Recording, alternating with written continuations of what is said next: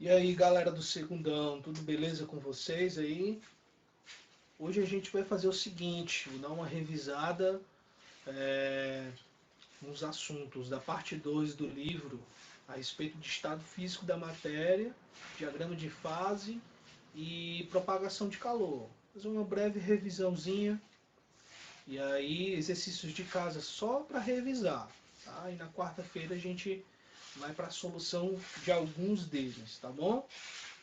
Beleza? Mandem dúvidas. Pronto, galera. Vamos começar com a parte aqui do estado físico da matéria. Estado físico da matéria.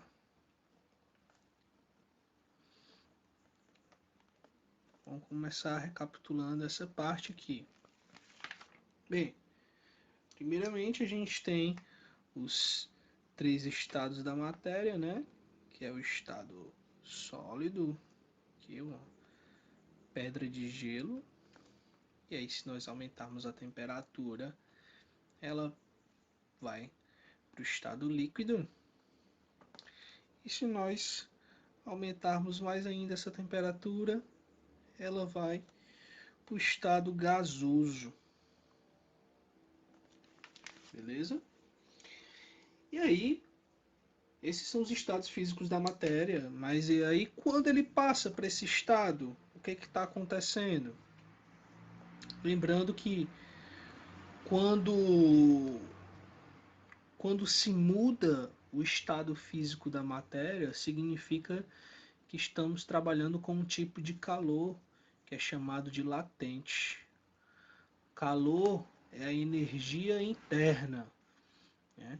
Calor latente é quando há mudança de estado físico. Quando não tem mudança de estado físico, nós dizemos que o calor é sensível, certo? Calor sensível, não há mudança de estado físico. Tu bota um copo de água, esquenta um pouco ele no micro-ondas, por exemplo, não evaporou nada. Significa que o calor que foi transferido é chamado de calor sensível. Mas aí, se tu coloca uma pedra de gelo no recipiente, coloca no, no micro-ondas, ele vai trocar energia bastante até se tornar líquido. Aí vai ser o calor latente que vai estar imperando aí. E aí o que é que acontece? Quando há essa mudança de estado físico através do calor latente, a passagem do estado sólido para o estado líquido é chamada de fusão. Quando passa do líquido para o gasoso, é chamado de vaporização. Quando faz o processo inverso aqui, do gasoso para o líquido, esse aqui é bastante, a gente ouve falar bastante dele no ciclo da água, né? Ó, que é a condensação. Quando as partículas de água se condensam, viram a nuvem, e aí depois ela chove, e aí líquido, né? E quando passa do líquido para o sólido, solidificou. A solidificação aqui. Beleza. Massa. E aí ainda tem a possibilidade de fazer um processo direto aqui sem passar pelo líquido, né? Ó. Da mesma forma que é o contrário, né? O inverso. Aqui é chamado de sublimação inversa e sublimação direta. Aqui, como eu falei, passar direto, né? A sublimação direta. E aqui o inverso, a sublimação inversa. Se vocês tiverem curiosidade, vocês podem procurar aí no Google quais são as substâncias que fazem, por exemplo, esse processo de sublimação direta e sublimação inversa. É bem interessante, tá? E aí, galera, pronto, isso aqui é o básico, o que acontece com o estado físico da matéria quando se troca calor. Por falar em troca de calor, a gente vai dar uma relembrada nisso, né? São os processos de calor, de troca de calor, que é a condução, a convecção e a irradiação, tá bom? Hoje mesmo a gente vai ver isso. Mas para encerrar aqui essa parte de estado físico da matéria, temos uma coisa que se chama diagrama de fases.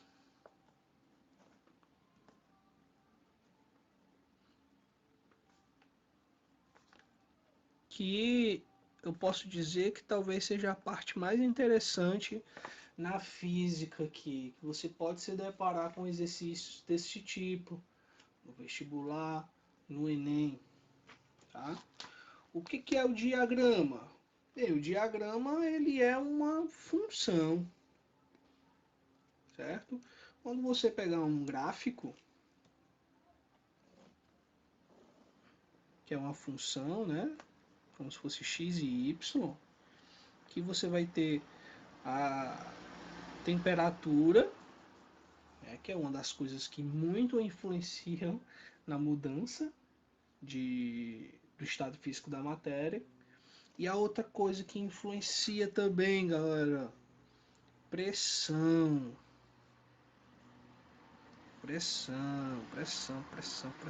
Tem a atmosfera. A pressão ela pode ser atmosfera ou pode ser Pascal. Que a temperatura também pode ser Kelvin, né, também.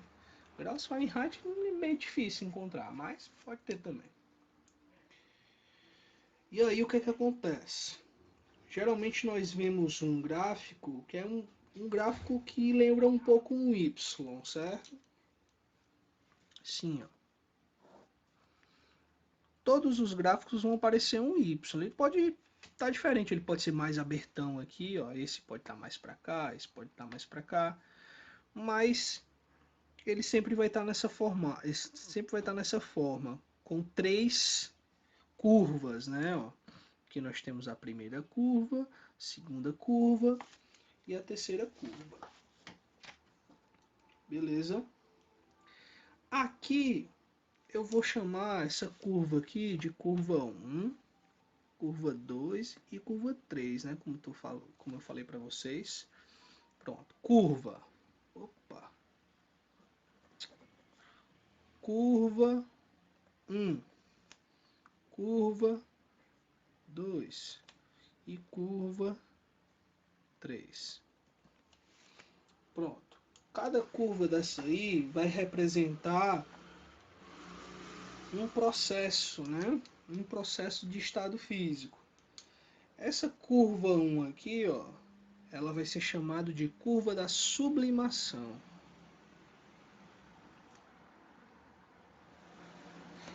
A curva 2 vai ser a curva da fusão. E a curva 3 vai ser a curva da vaporização.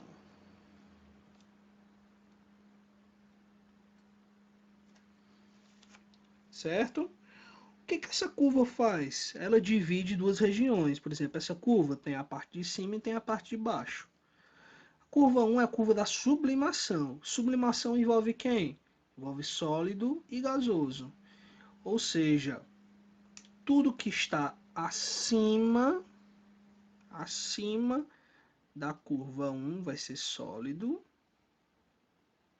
e tudo que estiver abaixo da curva 1 vai ser gasoso.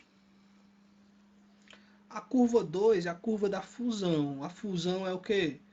Sólido e líquido. Ou seja, se para cá já é sólido, né, ó, para cá da curva, então significa que aqui dentro é líquido. Sempre digo que é como se fosse uma taça, né? O líquido vai dentro. E aí, a curva 3 é a curva da vaporização, que é justamente o que? O líquido e o gasoso. Então, aqui acima está o líquido e abaixo está o gasoso. Pronto. Então, qualquer partícula, geralmente aparecem números, né? Para ele identificar qual é o estado físico da matéria. Certo? Daqui a pouco eu vou dar um exemplo. E aí nós temos aqui esse pontozinho aqui, né? Ó, esse T aqui, esse pontozinho já falei a letra. T. Esse T aí é chamado ponto triplo. Porque aqui coexiste os três estados físicos da matéria ao mesmo tempo, certo? Aqui nesse ponto é onde os três estados físicos da matéria eles existem. Não são todas as partículas, todas as substâncias que ocorrem isso, são algumas bem pontuais, certo? Aí fica a dica para você procurar também qual substância, a que temperatura ela fica em um ponto triplo, ou seja, existindo os três estados físicos da matéria.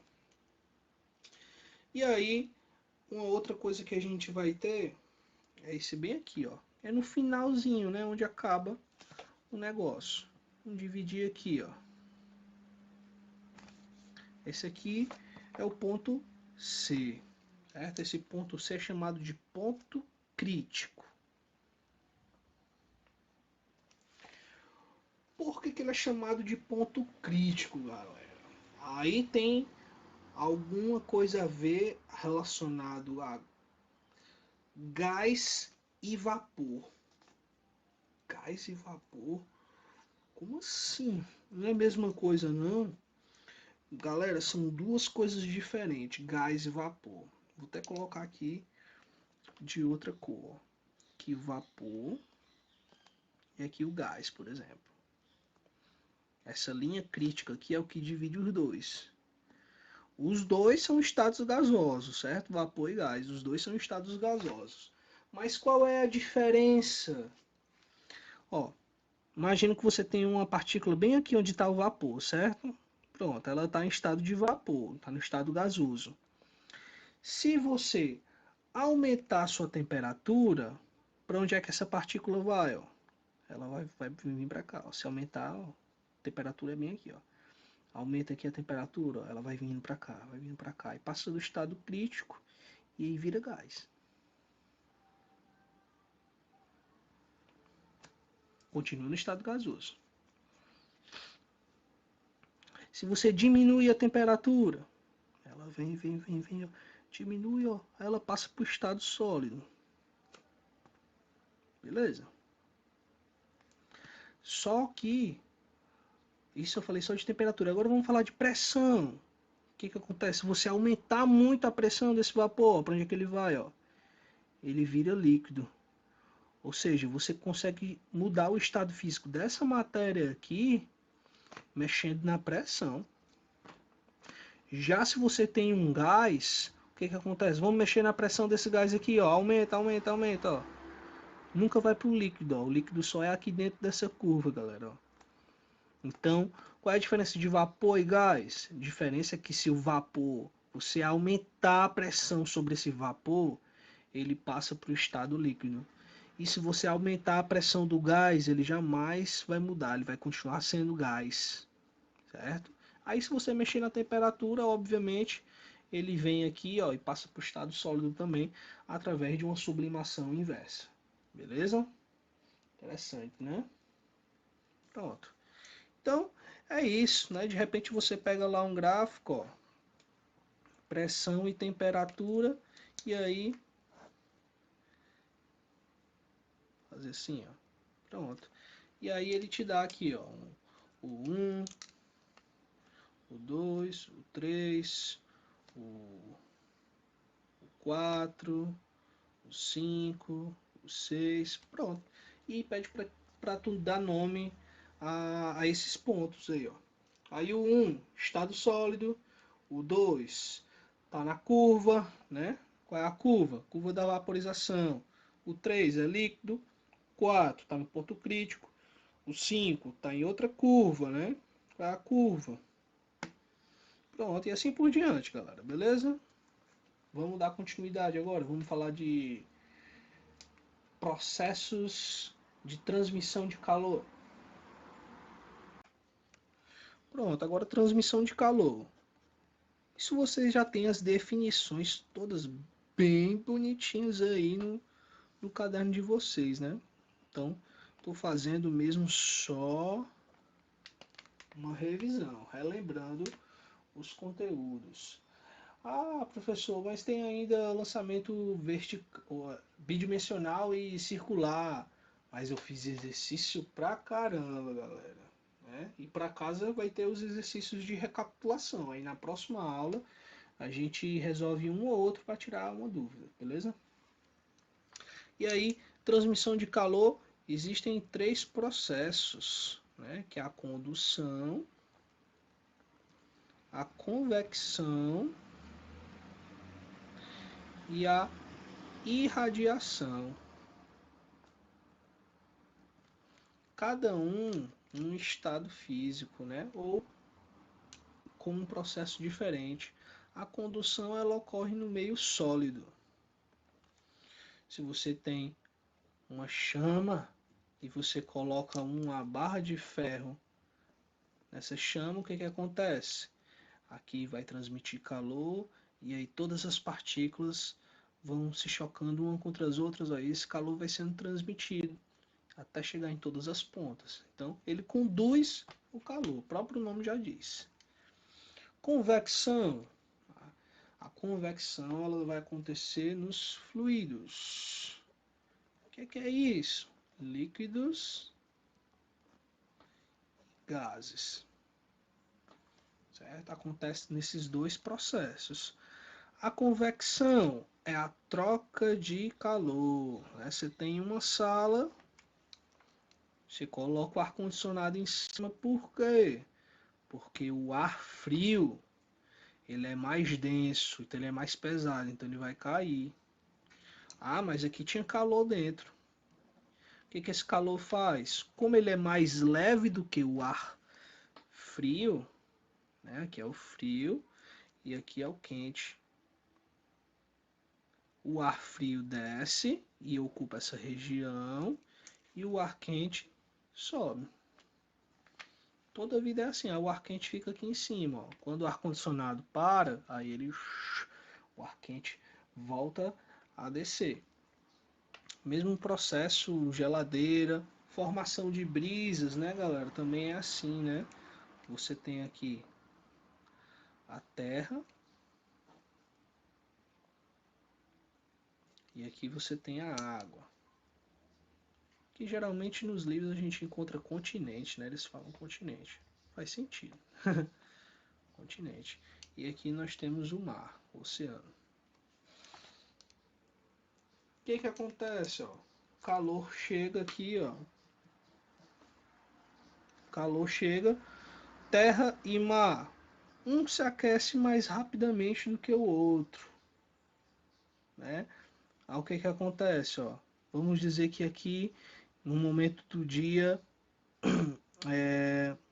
aqui na Terra aquece mais rápido. Se aquece mais rápido, o que que vai acontecer, ó? Esse ar vai subir.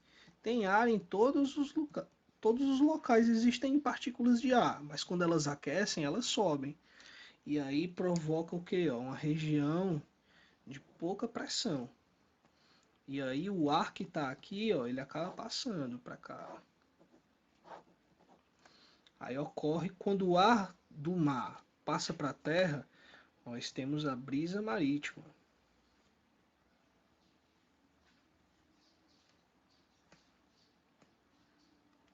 Quando acontece o contrário, é a brisa terrestre.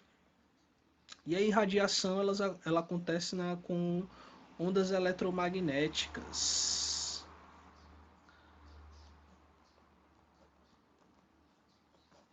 É, a radiação do Sol vem, quando ela bate na Terra, ela reflete. Aí essa radiação vira irradiação através do IV, infravermelho. É isso que ocorre, por exemplo, com o efeito estufa, né? Ele bate e volta, aí quando a camada de ozônio não deixa ele passar, esse calor fica dentro e aí superaquece a região. Beleza?